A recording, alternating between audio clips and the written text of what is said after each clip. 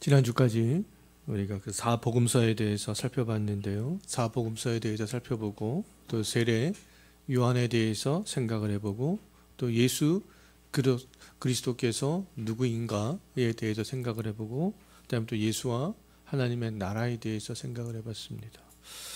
오늘 우리가 살펴볼 내용은 이제 사도행전인데요.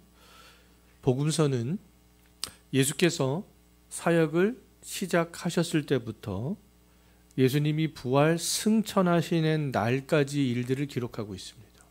예수님의 탄생도 물론 기록하고 있지만 예수님의 사역의 시작에서부터 부활 승천에 이르기까지의 내용들을 기록하고 있다면 이 사도행전은 사도들이 예수 그리스도의 이제 말씀을 증거하고 가르치고 또 교회를 세워나가는 그런 말씀들을 기록하고 있는 내용들이 이 사도행전이 되겠습니다. 예수께서 행하신 일들을 이제 사도들이 이어받아 예수를 대신해서 가르치고 전파하고 이제 그런 일들을 하게 되는데 그 내용들을 이 사도행전에서 그렇게 기록을 하고 있습니다. 자, 사도행전의 특징에 대해서 우리가 좀 생각을 해보면 사도행전의 특징은요, 많은 부분이 설교와 연설 형태로 되어져 있습니다. 약 사도행전 분량 중에 3분의 1 정도가 예수 그리스도의 사역과 죽음과 부활에 대해서 설교하거나 또 호소하거나 연설하거나 또 변호하거나 변증하거나 대부분 3분의 1 정도가 그런 말씀으로 되어져 있는데요. 사도행전에서 설교하고 연설하고 변증하는 대표적인 사람이 3명이 나옵니다. 첫 번째는 베드로가 되겠고요. 베드로가 제가 다 거기 지금 적혀 있죠?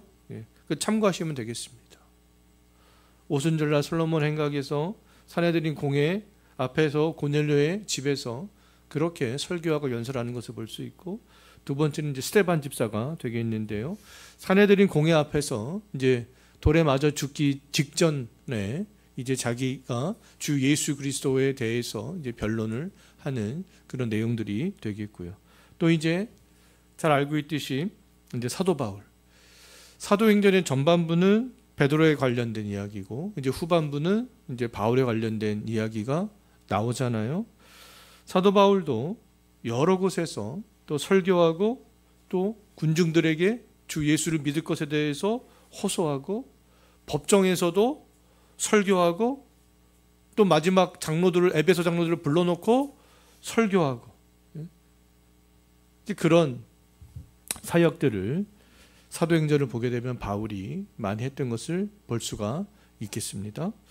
자, 사도행전이 이제 두 번째 특징인데 사도행전에서 그 사도행전 전까지 그 복음서를 보게 되면 이제 구약시대도 역시 마찬가지가 되겠고요.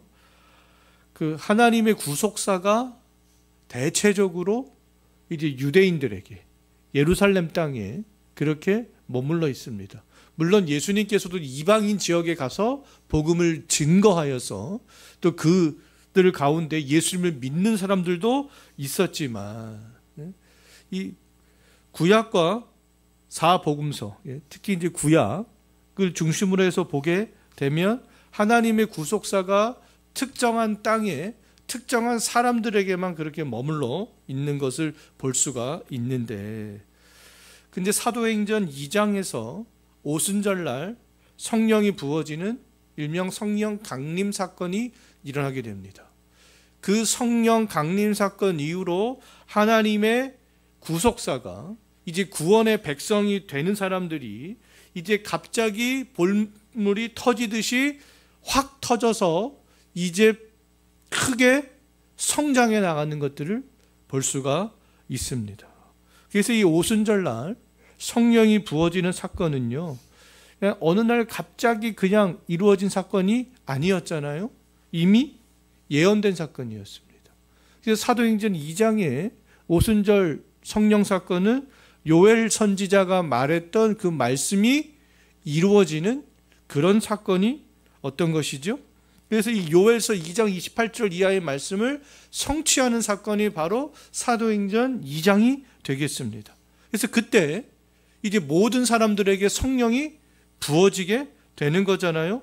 구약 시대에는 성령이 몇몇 사람들에게만 부어져서 그들이 예언을 하고 환상을 보고 꿈을 꾸고 하나님의 계시의 말씀을 받았습니다. 특정한 사람들만. 근데 이제 요엘 선지자가 어떻게 예언을 했어요? 이제 어느 날 어느 순간에는 그렇지 않아. 늙은이도 여자도 종도 다 어린아이도 다 이제 성령을 받게 될 것이다. 그런 예언을 했는데 이 사도행전 2장에서 그 예언이 성취가 되어지게 되었다라고 말할 수가 있겠습니다. 그래서 그때 이제 성령을 누구나 받고 이제 성령을 받은 사람들이 하나님과 교제하고 말씀을 받고 하나님의 뜻을 이해하고 하나님을 증거하는 그런 삶을 살아가게 되었던 것이죠. 그래서 이 오순절 성령 강림의 사건은 하나님의 구속사가 확 열리게 되는 시발점이 요에서 말씀이 성취가 되는 그런 날들이 되겠습니다. 그래서 우리가 이 오순절 성령의 역사의 사건을 자꾸만 어떤 신비적인 체험이나 경험적으로 관련을 시켜서는 안 되고 하나님의 구속사가 이제 이 요엘서 말씀이 성취가 되는 거구나. 이제 모든 사람들에게 다 성령이 임하게 되고 그 성령 받은 사람들이 하나님의 말씀을 증거하고 가르치고 다 할 수 있게 되는구나. 자, 사도행전의 이제 두 번째 특징은 뭐냐면 예수님께서 사복음서에서 부활하시고 승천하시잖아요. 그런데 이 오순절날 성령이 부어지는 사건은 예수님께서 부활하시고 승천하셨구나라는 것들을 증명해 주는 또 사건이 되겠습니다.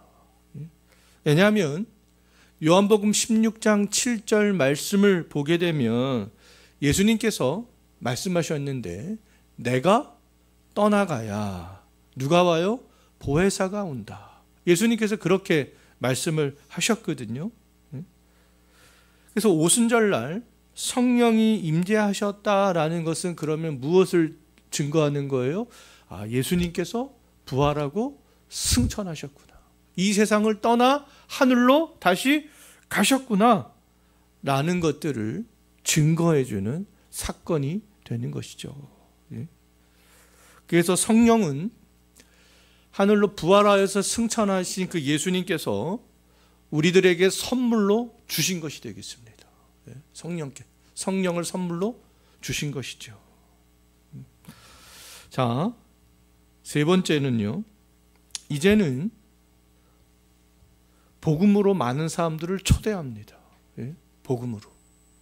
그 전까지는 막 이게 복음으로 많은 사람들을 초대하는 것들이 물론 예수님의 사역을 통해서는 알 수가 있었지만 이제 이 오순절 성령 사건 이후로 이제 복음으로 많은 사람들을 초대하는 이제 그런 일들이 시작이 되는데요.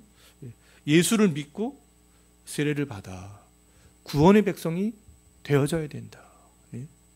그런 것들을 베드로도 이야기하고 예루살렘 교회에 박해가 왔을 때 각 곳으로 피했던 사람들도 그것을 이야기하고 바울도 이야기하고 그렇게 되는 것이죠. 그래서 이제 구속사가 점진적으로 이제 확장이 된다라는 것들을 이 사도행전을 통하여서 알 수가 있습니다. 그래서 이 베드로의 사역을 통하여서 확장이 되고 또 사도 바울의 사역을 통하여서 하나님의 이 구속사가 확장이 되어져 나가는 것들을 이 사도행전을 통하여서 알 수가 있겠습니다. 자, 사도행전의 세 번째 특징이 있는데요. 베드로와 바울의 사역을 강조합니다. 베드로가 어떻게 사역했는지, 바울이 어떻게 사역했는지. 이 베드로의 사역을 통하여서 무엇이 신약 시대에 최초로 세워지게 돼요? 교회가 세워지게 됩니다. 어디예요? 예루살렘에. 예수 그리스도를 믿는 사람들의 모임이 최초로 만들어지게 되는 것이죠. 그래서 그 교회가 예루살렘으로부터 어떻게 합니까? 이제 성장하기 시작합니다. 베드로를 통해서 그런 일들이 일어나게 되고요. 또 이 베드로의 사역을 통해서 이방인에게도 복음이 열려지게 된다라는 것들을 또 보여주고 있어요. 누가 이 베드로를 통해서 구원을 받습니까? 이방인 백부장 고넬료. 고넬료의 집에 모여있던 사람들. 그래서 이제 이방인들도 구원의 백성이 되는구나 라는 것들을 이 베드로의 사역을 통해서 알 수가 있는 것이죠. 그 다음에 사도행전 후반부는 바울의 사역에 대해서 말씀하고 있잖아요. 바울은 주후 47년에서부터 약 한 56년 사이에 3번의 선교 여행을 합니다. 3번의 선교 여행을 하면서 소아시아와 그리스 지역의 이방인들에게 복음을 증거하여서 그 지역에 또 무엇을 세웁니까? 교회를 세우게 되는 것이죠. 소아시아는 지금의 튀르키예 땅이 되는 거잖아요. 그래서 튀르키예 남부, 중부, 북부, 서부를 다니면서 종횡무진 다니면서 복음을 증거하고 교회를 세우고, 그리스 지역에서는 북쪽에서부터 남쪽까지 종단을 하면서 복음을 증거하고 또 교회를 세우게 되는 것이죠. 자, 또 사도행전의 이제 마지막 우리가 살펴볼 특징은 뭐냐 하면 수많은 이적들입니다. 사도들이 행하는 이적들이 사도행전을 보면 굉장히 많이 나타나는데요. 사도들은 예수 그리스도의 이름으로 많은 이적들을 행합니다. 이적들을 행하면서 예수님께 영광을 돌려드리는 것들을 볼 수가 있고요. 또 복음을 증거하는 도구로서 또 이 이적들을 행하기도 합니다.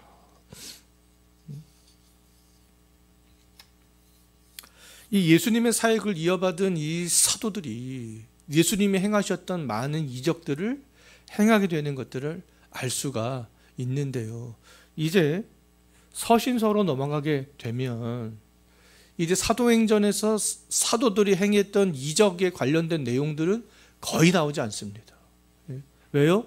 이제 예수 그리스도를 중심으로 한 그 하나님이 누구인가, 그것들에 대해서 교회에게 가르치고 또 하나님을 믿는 백성으로서 어떻게 살아야 되는지를 교회 성도들에게 가르칩니다. 이제는 사도 시대 이후에 세워진 교회들은 이제 그것에 힘을 써야 되는 거예요. 하나님이 누구인가? 하나님이 우리를 위해서 어떤 일들을 하셨는가? 우리는 하나님을 믿는 백성으로서 어떻게 살아야 되겠는가? 우리 이제 예수님이 재림하시는 그날까지 모든 성도들은 사도들이 행했던 이적과 표적에 관심을 갖는 것이 아니라 그들이 증거하고 편지를 통해서 가르쳤던 하나님에 대해서 증거하고 교회 생활에 대해서 이제 더 중요하게 생각하고 그리스도인다운 삶에 대해서 더 중요하게 생각을 해야 된다라는 것입니다.